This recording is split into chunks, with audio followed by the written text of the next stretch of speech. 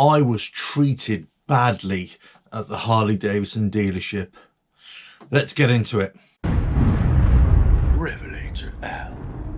Hello, welcome to RevelatorAlf. I hope you're all well. So this video is all about being treated badly by Harley Davidson dealership or being ignored, I should say.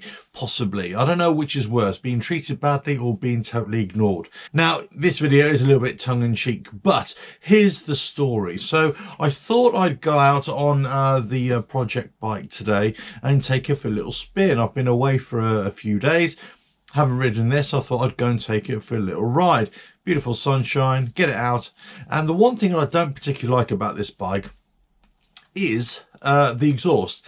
It's just a little bit too loud. I much prefer my bikes to be more stealth-like, especially if I'm going off-road trail riding. But in general, I do tend to prefer stock bikes than modified bikes. Now, when I say modified bikes or stock bikes, I kind of like sleeper bikes. I mean, I don't like things that are obviously modified or that they sound modified. So I suppose that's a clarification. Anyway, I digress. So I thought I'd actually, take the bike for a spin. And then I thought, you know what, let me just pop into the Harley dealership one Saturday afternoon. Lovely. Now, my reason for going there was to take a closer look at the Sportster S, but also to see if they had a Nightster in there, just to get, my eyes on it firsthand. But they didn't. Anyway, so I strolled in on this thing here, chugging away, coughing and spluttering, and the exhaust making quite a high-pitched note as it roared around the building, and not one person batted an eyelid. And I thought, well, that's a bit strange, There's me, totally on the wrong motorcycle, totally not dressed in very Harley Davidson attire, let's say. And nobody batted an eyelid. I was perplexed. I was angered. Why aren't people acknowledging me? Why aren't people just either, rolling their eyes at me or just coming up to me and threatening me, saying you're not on Harley Davidson, get out, that kind of thing. But no, nobody batted an eyelid. Nobody within the dealership even said hello. It was a bit odd, really. But, I don't expect people to come up to me, and start having a go at me for the bike I'm riding, of course. I was supposed to go to the dealership the night before because they had one of their open nights, but I had another pressing engagement which I had to attend, so I couldn't make it. So I thought I'd go on the Saturday afternoon on this bike. Anyway, so I popped into the dealership, had a little look around. No bikes there of note. I thought the stock level was a little bit low. They seem to have quite a few used bikes.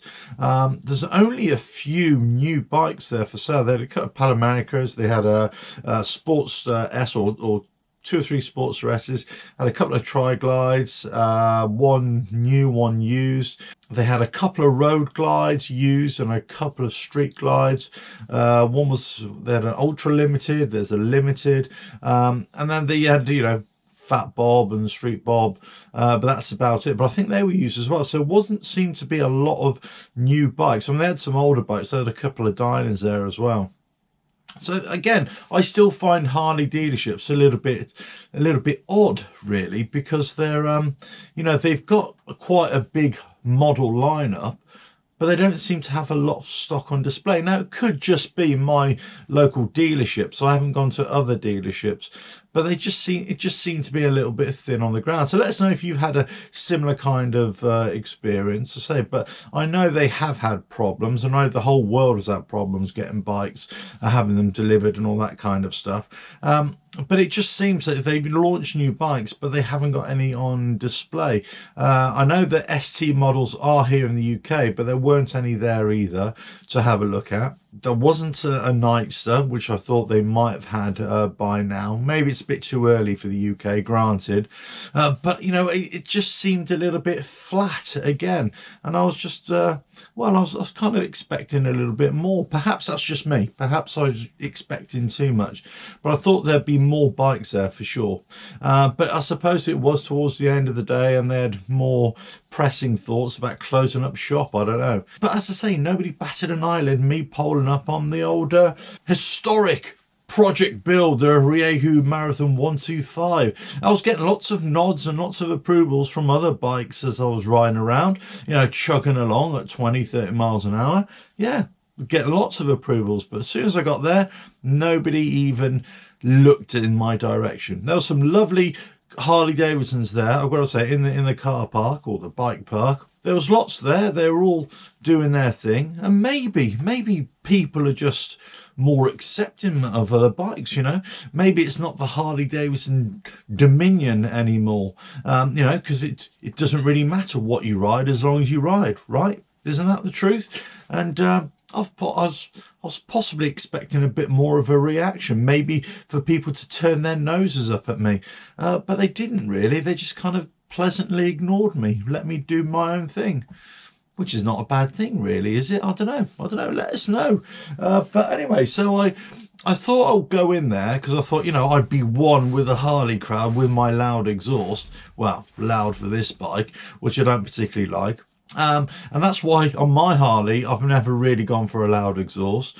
You know, I will do performance upgrades, or I have thought about doing performance upgrades, but again, I'm always toying between doing the performance upgrades and not making it sound crap, basically, you know, so I can still go nice and quiet down the road, because if I'm doing long distance riding as well, I don't really want a noisy bike. I do want a quieter bike if I can.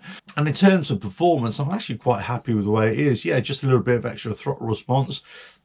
That's all I would need really. But, you know, that's by the by. I know, you know, in the Harley Davidson world, and in fact in many motorcycle worlds really, you know, stock bike isn't really the done thing. Many people like to tinker with their bikes, and you know, YouTube channels, of course, like mine, you know, they'll always try and push you with a mod for your bike and everything, because let's face it, that's content, isn't it?